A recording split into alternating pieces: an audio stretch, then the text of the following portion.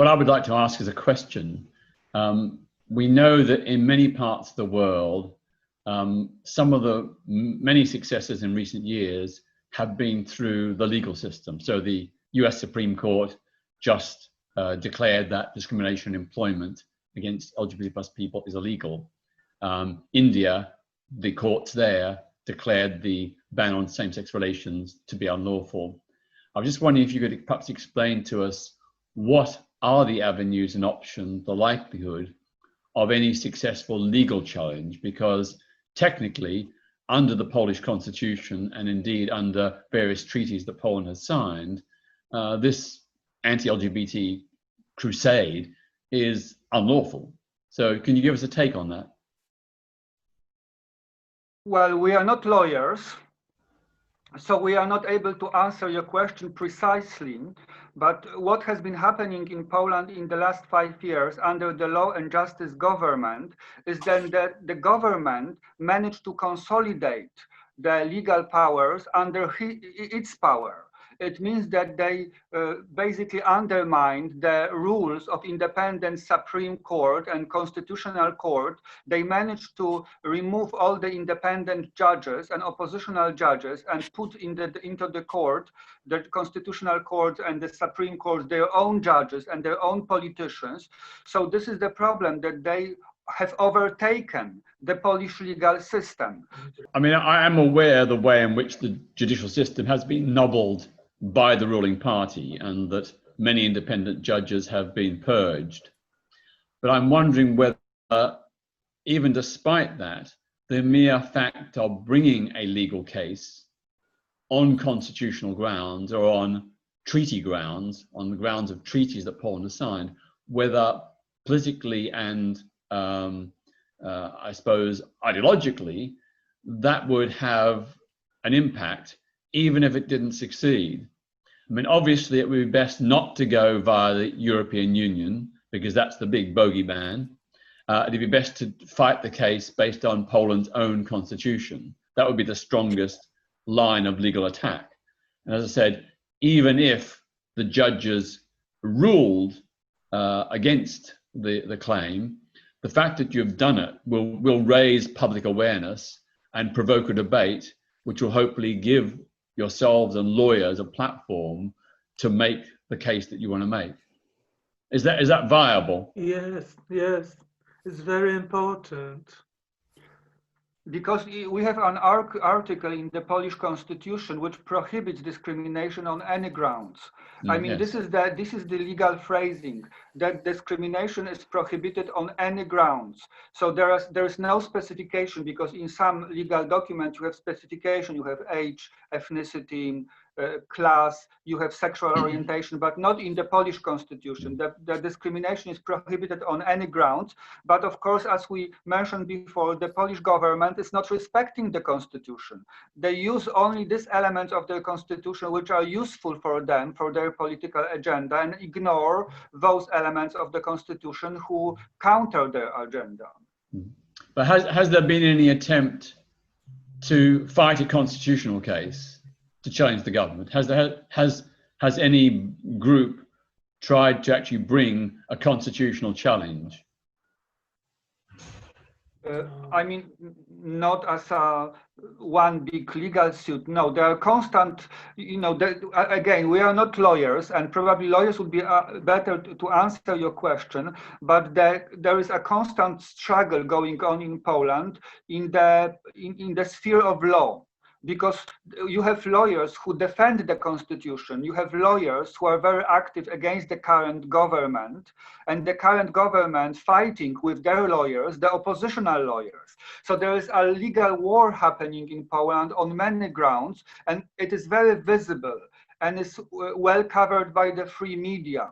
So there is a visibility of opposition against the government on the cultural ground, on the street level through massive demonstration, but also on legal level. And this is all very well publicized in the Polish media and international media. Poland is not Russia. We still have a lot of freedom when it comes to oppositional voices and oppositional activities. But thank you for your suggestion. It's very important. It's vital. Maybe we should start it. I think it would you must obviously make the decision. You know better than me, but just from a distance, you know, looking at the successes that legal challenges have secured around the world, even when they don't initially succeed, the fact that they're raised generates a public debate, and through that public debate, you create awareness. You conscientize people. You get a platform to discuss the issues. So I would have thought that for example, the ban on any recognition for same-sex partnerships could be challenged constitutionally in the Polish courts on the grounds of non-discrimination. Yeah. Could I ask another question? Do you think there would be any value in a targeted campaign of boycott, sanctions, and disinvestment targeted at the Polish ruling party and its leaders? Do you think that might be a factor? Like, for example, an assets freeze, travel bans, things like that, which could be introduced by individual or collective EU governments? Well, it already happened in Britain. A couple of Polish politicians were not allowed to enter Britain because of their racist opinions. Mm-hmm. So it already happened. So and yes, of course, it is very important because the government is afraid of two things. They are afraid of the massive demonstrations that are happening on Polish streets, and they are afraid of negative publicity abroad. Can I ask you, do Polish leaders or those involved in the ruling party have particular financial interests that could be targeted, like particular companies or firms, particular investments? We don't know. We can't answer these questions. We don't know. We don't know. Okay. What do you suspect, Peter? Well, I've read quite a number of reports that some of the leading party officials and government officials have quite extensive business interests. And maybe those business interests, if true, could be targeted. That would hit them in the pocket. Yes, this would work definitely, but we don't know about this. Is there any chance you could perhaps find out? There are many cases like that, yes. So the government is very shady on the financial side as well.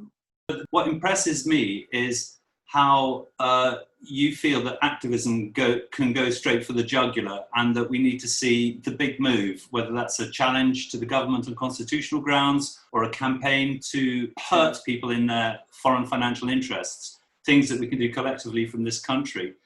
And that's a shape to my thinking. You make me think like I'm just got a kind of rather small horizons compared to that, where you could really hurt a government. And so I'm impressed by that way of thinking that's very decisive and big scale. And I wondered if you could give us an example in this issue of how that kind of strategy has worked that you've been involved in. Well, a good example would be the Stop Murder Music campaign pioneered and organized by Outrage about 10 to 20 years ago. This was in response to an appeal from the Jamaican LGBT plus group, JFLAG, that groups around the world did something to call out 8 Jamaican reggae and dancehall singers that were putting out tracks to actually incite the murder of LGBT plus people. And this was happening with total impunity. JFLAG itself was very limited in its resources and connections, and was very fearful of the consequences if it took the lead. So an appeal was sent out. Outrage was the only group anywhere in the world to respond, and we said, yes, we will do it. So we did it at their behest. We set up a global movement to target those singers. The first step was to ask them to cease and desist their incitements to murder. When that didn't work, we began a campaign of organizing the cancellations of their concerts. So we targeted venues initially in Britain, but then we set up a global network where their concerts were targeted in Germany, France, the United States, Denmark, and so on. We got dozens of their concerts cancelled. It cost millions of dollars in lost earnings, and very quickly they came to the negotiating table. So there's an example of how an international campaign would work. I think what's needed here is a similar sort of, if you like, global coordinating body or group of people, or even just one person for that matter, who can set out the agenda of what needs to be done and then feed that out to groups all over the world where they can do local actions in their own city, in their own country. That's the way we did it with Stop Murder Music. We had a coordinating center, which I basically organized, which sent out information, the details about what these singers actually said, copies of their lyrics, audio of their songs. So people were armed with the evidence, they had the facts, they had the information, and then they were able to take that to concert promoters, venue owners, and so on, to get the concerts cancelled.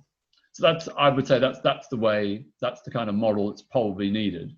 I don't know who would do that. I mean, I'm just completely overwhelmed. I'm just like, I'm barely eating or sleeping. I'm so busy. So I couldn't take it on myself, but I'd be obviously willing to help, give support and help publicize.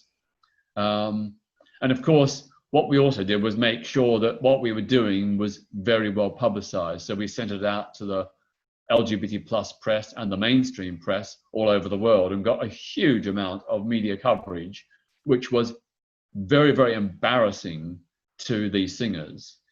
In the same way as you mentioned earlier, that we need to try and embarrass the Polish leaders behind these policies. They are sensitive to international opinion and to bad publicity. Yes, that's very, very new for me and extremely important. I think that's the avenue that we should take. We should collaborate and continue develop our struggle here, which is rather limited, into a global one. That's very important. But I would like to say that what we really need as a starting point is a series of clear, concrete, specific demands, calling out, listing maybe the half a dozen crimes of the Polish regime, what they're doing, why it's wrong, so that gives people a series of issues and a series of demands that they can use in campaigns, whether it be letter writing or pickets outside the Polish embassy. So I'd ask you to perhaps think about what those key demands would be, and then perhaps communicate them to us. I would like to add that people speak a lot about same-sex partnership and this kind of legal changes, but right now in Poland, what we need most, and also from the international pressure, is to speak about the hate speech in Poland. Yeah. Because we are dealing here with cases of hate speech. All of it is just a case of one big case of the governmental hate speech. So some kind of introduction or campaigning for law that prohibits hate speech directed at sexual minorities would be of the most important would be the most important in Poland right now.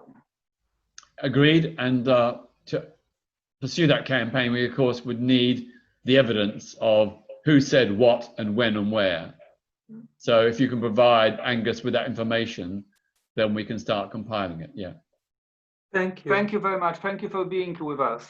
Okay, my apologies that I have to go, but it's been great speaking to you all, and much admiration. You are heroes. You're battling under conditions of far greater adversity than we have in Britain or other Western countries. So my heartfelt salutations. Thank you. Thank you. Thank you.